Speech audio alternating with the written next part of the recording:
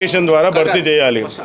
B category సీట్లు Keshav memorial college వాళ్ళు కానీ ఎక్కడ కూడా బి కేటగిరీ నోటిఫికేషన్ వేయట్లేదు. ఈ సొసైటీకి 4-5 కాలేజీలు ఉన్నాయి.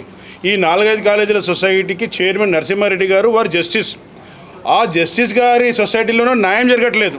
ఇంకా వేరే దగ్గర ఎక్కడ న్యాయం జరుగుతుంది? ఎక్కడన్నా అన్యాయం జరుగుతుంది, ఈ జస్టిస్ గారు వచ్చి న్యాయం చేయాలి. సో చైర్మన్ జస్టిస్ అయి ఉంది కూడా ఆయన ఒక సొసైటీలోనే అన్యాయం జరుగుతుంది. బి కేటగిరీ పేపర్ నోటిఫికేషన్ వేసే దమ్ము నీకు ఎందుకు లేదు? సి కేటగిరీ పేపర్ వేసే దమ్ము నీకు ఎందుకు లేదు? మెరిట్ ప్రకారంగా వచ్చే స్టూడెంట్కి అతను ఒక మెరిట్ మార్క్స్ ప్రకారంగా నువ్వు జాయిన్ చేసుకో. అంతేగాని డబ్బులు ఎవరు ఎక్కిస్తే వాళ్ళకి ఇవ్వడము, రాజకీయ బలం ఎవరికి ఉంటే వాళ్ళకి ఇవ్వడం వల్ల పేద విద్యార్థి ఎవరైతే కొన్ని మార్క్స్ తక్కువ వచ్చి ఒక 5 మార్కులు 10 మార్కులు తక్కువ వచ్చి ఏ కేటగిరీలో సీట్ రాకపోవడం వల్ల వాళ్ళు బాధపడుతున్నారు. వాళ్ళకు తగిన న్యాయం చేయాలా. అయ్యా జస్టిస్ గారు, మీకు ఇక్కడ మీడియా తరఫున మీకు నమస్కరించి కోరుకునేది, మీ ఆధ్వర్యంలో ఈ సొసైటీ నడుస్తుంది కాబట్టి మీరు న్యాయం చేయాలా. మీరు న్యాయం చేసి వేరే కాలేజీలో కూడా ఈ విధంగా మేము చేస్తాము అని ఒక చూపెట్టాలి అయ్య గారు. ఎందుకంటే దీని తర్వాత మాకు ఏది అవకాశం లేదు, మేము వెళ్ళాల్సింది కోర్టులో మళ్ళీ మీరే ఉంటారు. సో దయచేసి మాకు న్యాయం చేయాలని కోరుతున్నాం. 14 లక్షల రూపాయలు అడుగుతున్నారండి. అయినా కూడా మేము రెడీ ఉన్నాం కట్టడానికి, ఇస్తలేరు అయినా. విన్నారా? మాకు 92% ఉన్నది.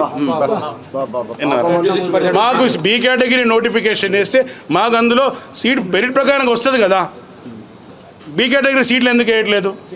ఇప్పుడు ఎన్ఆర్ఐ సీట్లు కూడా ఉన్నాయండి. ఎన్ఆర్ఐ సీట్లు కూడా వాళ్ళు ఏ విధంగా చేస్తున్నారంటే ఎన్ఆర్ఐ స్పాన్సర్ చేసే ప్రతి ఏడాది వాళ్ళే స్పాన్సర్ చేస్తున్నారు.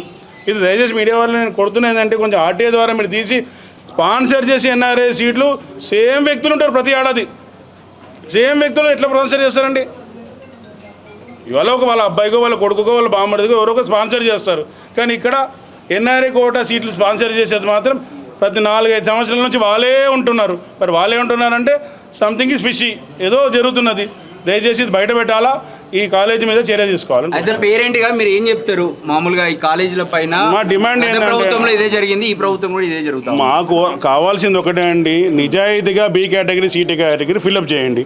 ఎట్లా అయితే ఎంబీబీఎస్ సీట్ ఫిల్అప్ చేస్తున్నారో అదేవిధంగా ఇంజనీరింగ్ సీట్లు ఫిల్అప్ చేయండి, ఆన్లైన్లో పెట్టి ఫిల్అప్ చేయండి. అప్పుడు మాకు ఎంత మార్క్స్ వచ్చినాయి మాకు ఆ మార్క్స్ ప్రకారంగా ఆ కాలేజీలో సీట్ వస్తుంది.